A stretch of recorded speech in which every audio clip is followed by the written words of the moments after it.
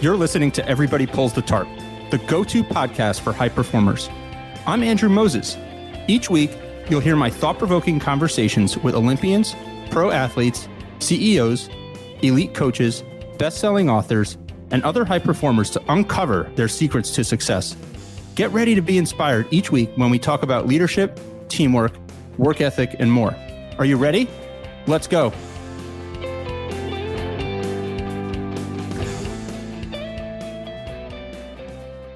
All right, everybody, let's get to it and pull that tarp. My guest today is Emily Jabbour. Emily is the councilperson at large for the beautiful city of Hoboken, New Jersey. Welcome to Everybody Pulls the Tarp, Emily. Thank you so much for having me.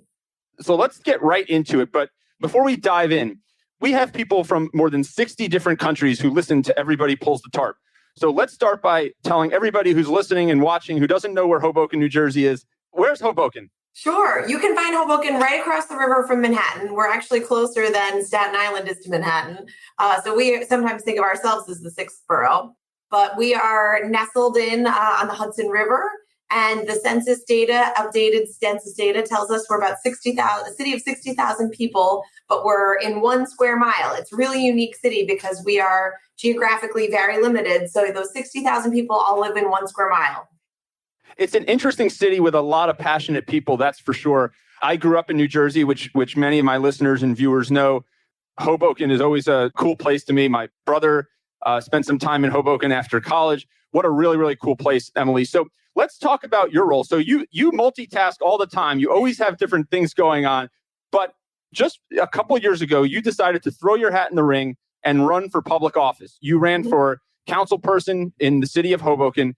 For my listeners, what is the role of a councilperson in a city like Hoboken? Sure. So I decided to run. I was getting more involved with the city for different reasons. I had 2 little kids who were entering the public school system. I was just kind of getting more involved with community events. And I realized that there was this opportunity to be a voice within the community for someone with a perspective like mine, being a mom of young kids, caring about social issues. This was on the heels of the presidential election when President Trump was elected. And I think there was a strong sense of civic engagement on the more progressive agenda. And so I had this sensibility that, I felt like more women needed to start getting involved at all levels of government. And so I decided to kind of put my hand up and get more involved and run for office as part of the legislative body. We are a strong mayor form of government in Hoboken. So we do have the mayor's role in things, and then the city council really is the legislative body that authorizes and signs off on the work that comes out of the administration. And there's 9 of us total, so I'm one of 9. It's very interesting because so much of the attention always is placed on the federal government and the activity there. But so many things that people utilize every day and engage with every day is really set up, facilitated, and managed by local government. Talk about that for a moment. Absolutely. And I have kind of a unique perspective because my day job, I actually work full-time for the U.S. Department of Health and Human Services. So I have a really strong sense of what it means to be at the federal government, to your point. But that's 10,000 feet above kind of where people's daily lives are. So it's an incredibly interesting thing to now be on the municipal level and deal with things like the aggravation of a pothole on your block or whether trash is being picked up on time. It's kind of mundane. I get it. But it's also really essential to the daily life of people, especially when we're talking about a COVID sort of, where we are with COVID life, because you're probably home more than you've ever been before. And so it's this hyper-local sense of how do I have an impact on my community? And, it doesn't always take having to be involved in a national advocacy organization. Sometimes it just means raising your hand and going to a community meeting locally to have a voice about that project or a new building that's going in down the block. Because that does make a huge difference in your everyday life. It really shapes your community. This show, Emily, is called Everybody Pulls the Tarp. And the point you just made there is one of the many reasons why I wanted to sit down and have a conversation with you, because so often some of the flashier, newsworthy things get everybody's attention. But it's often the little things, these things that I call the tarp pulling moments, these unexpected, kind of unglamorous things that aren't necessarily in your job description that make a huge difference. And I would imagine, based on what you're describing there, it's hard to even define a job description for someone in your role. Absolutely. And I so appreciate the concept of pulling the tarp and everybody pulling the tarp, because I think that's so true for the work that we're doing locally. There's no one person who can be a silver bullet to all things. I'm really just in a lot of ways a facilitator for people's concerns about the community. Sometimes you just need to have a voice that you can trust to understand, well, how does this work? Who can I talk to? Which department handles this or that? And, those little things really add up quickly. You have to have the folks who pick up the garbage. There have to be the folks who fill the potholes. There have to be the folks who take care of your parks and mow the lawns at your parks. And so your kids can play safely at the playground to make sure the equipment's up to speed. All of those roles are incredibly essential. And so you have to work as a team in the city to make it work. There are so many things that we all just take for granted every single day that just happen, right? You show up at a little league field and the grass is mowed, and you show up at a basketball court and it's got nice cement, and you drive and it's smooth, hopefully, right? Hopefully it's smooth, right? There are so many little things that go into life that we often take for granted. Now, there's so many things, right? This is where I want to dig in a little bit. There's so many things that pop up, right? You're out getting coffee, you're dropping one of your kids at school, you're walking to a meeting. Everybody in the community must have ideas. Emily, we need to fix this. Emily, we need to do that. Emily, Yes. We should do this instead of that. How do you manage all of that inflow of information, all these small things that to somebody might be the most important thing, but you need to weigh and balance? Yes, absolutely. It's funny. I sort of joke that my professional background is in social work. I have an MSW. And in a lot of ways, I think social work is such an underrepresented profession within the universe of government, because one of the things that we learn to do is to be an empathic listener. You just have to listen to people sometimes. Honestly, I might not be able to solve the thing, but sometimes just the opportunity for a resident to be able to come up and be like, that really annoys me. Like, is there anything we can do about it? And just to build an understanding of how did that come to be, or here's the context to that, so that they walk away with a different understanding. Sometimes that's all you needed. Or sometimes it does need to be something that has to be addressed, and there have to be a lot of voices. There's a lot of stakeholders when it comes to even something as small as a new building going up, of course. So you have to be able to take all those different voices and build consensus. What's going to be best for the community? So I feel like my social work profession actually has been really good for a number of different reasons, because it is true that the difficult and sometimes challenging thing about being in local government is people can find you at all times. If you're in your pajamas going to school because you're late, if you're picking up your coffee and you're cranky because you haven't had it yet, people want to talk when they want to talk. I bet. And you said the word consensus there. So let's stay on that topic. We're so divided, right? Communities are divided, states are divided, countries are divided, the world is divided. So much of what we need to do, I think, is find consensus, find middle ground on issues, listen, like you said there. How do we go about, in general, in any walk of life, in any aspect, business, community, government, how do you think about consensus and building consensus? Sure. I mean, I would certainly underline the point I made already about sometimes people just want to be heard. You might not be able to do the thing they want you to do, but they just want the chance to have a voice in a conversation and know that they were validly considered. That's one thing. But certainly in a legislative body of 9 people, one person can't get anything done. You need 5 votes to get anything passed. So talk about an exercise and learning what it is to find a cooperative working environment. You got to get to 5 votes somehow. And a lot of that also is being driven by, the other side of that equation with the administration and the executive side of how our local government works. We have to work in cooperation with them, because if we don't, they won't necessarily execute the thing that's coming out of our legislative group. So it's a hard thing to do. It's a lot longer of a process, right? If you could sort of, make these executive decisions and just put your authority down and get it done, sure, it's maybe a faster process, but you don't have the buy-in of the community. So consensus building is a really important thing, especially at the municipal level, so that people feel like they had a voice in what's going on. They feel like they've been heard, they've been represented, and hopefully they also see their impact. I think one of the really incredible things is at the end of that process, sometimes we call it making the sausage. It's really not glamorous because you're just making sausage. But when you get to the end and you see this incredible product and you get to say, I had a hand in that, and I feel that way just being in the position I've been in. You go by an intersection and there's that stop sign that we requested as part of a study. Like, that feels great. I feel really happy about that stop sign. It's not glamorous. It's not going to be something, that people are going to put a billboard up about. But I feel very good about having made that difference. What about when someone makes a valid suggestion, but it just doesn't work, or it's not right for the city at that time? Are you intentional about reading feedback back to the folks that maybe didn't get their way on a particular issue? How do you deal with that? Sure. I think it's really important just to follow up with people. We get a lot of, information that kind of flows around, but communication is very difficult in a city of 60,000 people. So I take it upon myself to always make sure to follow up with someone about the conclusion. It may not be the thing they wanted, but I want to let them know how it was resolved.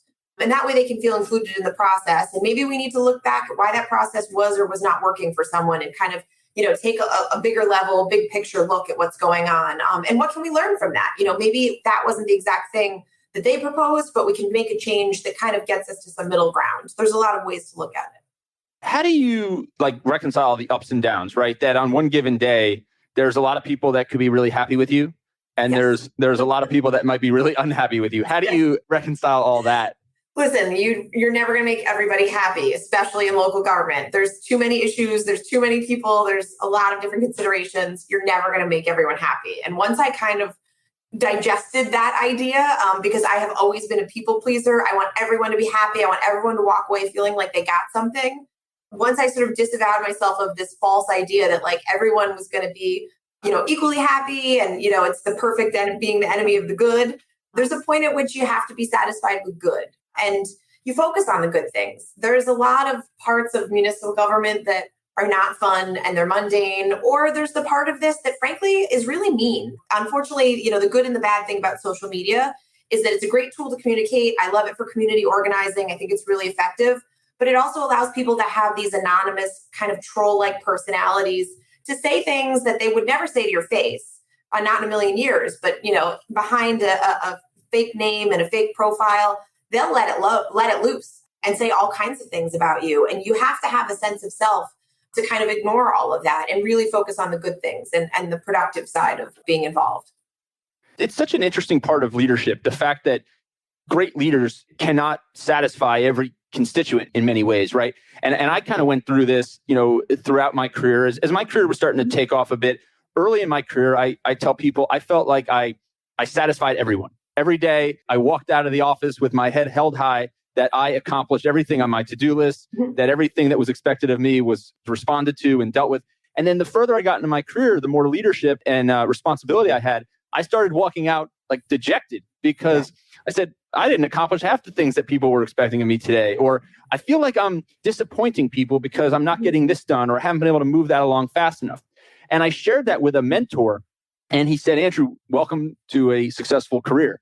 And his perspective was, and I've shared a little bit of this story before on this show, his perspective was the more responsibility you get, the challenges get tougher, the diversity of thought and constituents that you're responsible for gets wider and increases. And the span of what you need to think about on a daily basis, on an hourly basis, is so dynamic that it's impossible to not please everybody. You have to kind of recalibrate your thinking that I might not be able to achieve perfection in the context of what I had thought about it before. Was that something that you feel like you've had to adjust to? Absolutely. I mean, you have to just sort of figure out where your priorities are. And that's a hard thing to do in a space where, for me personally, I'm juggling being a mom, working full time, being a council person, wanting to be involved in my community with other interests, volunteering, whatever the case may be. You have to pick priorities in that universe. But then even when you focus on just the council role, for me, I have to also then look at, for all the things that people are asking of me, where are their wants and where are their needs? And especially in the context of everything going on with COVID, one of the, I think, silver linings of that is it made it all the more clear where people's true needs were. And during that crisis, and so I think we're still sort of in it, really, we haven't come through all the way, that really put everything into perspective about what was the most important things that we needed to get done. And I think it said a lot about the functioning of local government. And I think Hoboken especially really rose to the occasion of being there for the constituents who are here, whether it was setting up testing sites, whether it was vaccination sites, whether it was just, guidance from a public health perspective. That really kind of cleared the field of where that universe of wants and needs had to end up falling.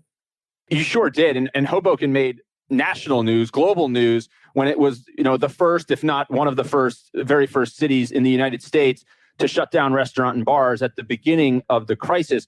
That must have been a decision that was not taken lightly. How did you all process that and essentially, come to that decision that at that moment it was the right thing to do? At the time, a very, very bold, progressive decision, given that a lot of cities and states hadn't taken those measures yet. Absolutely. Hoboken was the first actually to close restaurants and bars as we were kind of understanding the true impact of COVID. March of 2019, things are kind of starting to, 2020, things are kind of starting to become clear. Schools were making decisions about how long to close for. They were kind of preparing families. And I remember having conversations with our mayor, Mayor Bala, about what were we going to do? What was going to happen? Broadway closed. And on the same day that Broadway decided to close, our schools decided to close for 2 weeks. Everyone thought it would be sort of this temporary, let's just shut it all down and see what happens. And there was concerns from the business community, rightfully so. How is this going to impact us? And we were kind of talking about, as a group, there were a number of us who were all on a call talking about, well, maybe if we did 50% capacity, maybe if we did 25% capacity, how do we balance this so that people have this sense of, we can survive through this crisis, but we're also protecting public health. And literally the next day, I'll, never forget it. The mayor called back and he basically said, this is a crisis and people's lives are on the line. We have to close. We have to close. We don't have a choice. And that's the first day that all of our bars and restaurants were closed. It was March 16th. I won't forget. And it was just a really, I think all of us felt the weight of that decision because we knew that that was not ideal for people's economic livelihood. That was going to have a tremendous impact on our businesses. But then when it came to human health and human life, what are you supposed to do? You can't jeopardize anyone or risk anyone's lives in that way. And that was his decision. Talk about executive leadership. In moments of crisis, you have to have the clarity of thought to determine a really hard decision and to make it and to go through with it. And, it got picked up very quickly at the national level. Some of the science community certainly was supportive and quickly followed suit across the state and then across the country. You talked about conference calls and meetings and all kinds of conversations, some of which, you clearly remember so vividly. Yeah. When you think back upon that initial, first few weeks of the crisis, there must have been a lot of tarp pulling going on, right? A lot of people 100%. wearing a lot of different hats. Talk about that experience, as you think about it. I mean, relatively early in your life as a public official. Absolutely. No one had a guidebook. No one knew what this was going to look like and how would this unfold. We were having conference calls constantly with the mayor's office. The city council was having conference calls with the administration to learn how we could be helpful.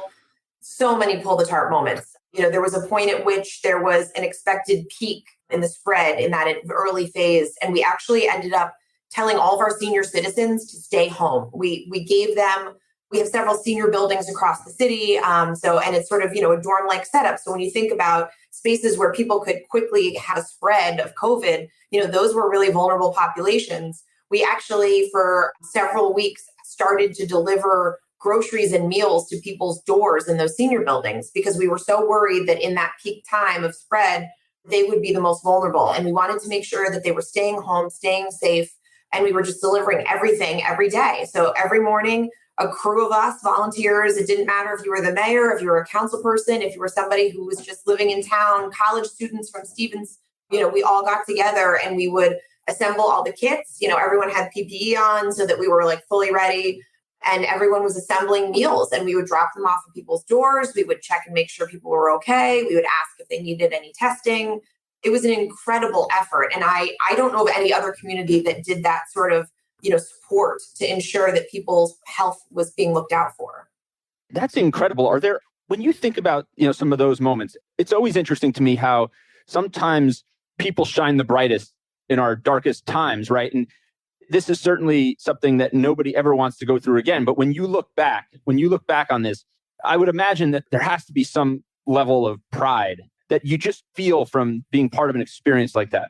I think Hoboken just leads the way in so many different instances, but especially with everything with COVID, it felt like we were just making really forward-thinking decisions to ensure that people felt safe and felt protected. Every day we were sending a citywide email out through our alert system, just giving people the data. A lot of times people just felt in the dark. They didn't know what was happening locally. You'd turn on the news and certainly you'd hear about how things were happening at a national level, but our health department actually worked with our communications team to make sure we were sharing that data with all of our residents daily. And I remember the point at which things sort of started to, kind of the gas came off a little bit and people were slowing down. Things were kind of getting more handled. And people would say to me, oh, I didn't get a Nixle alert today.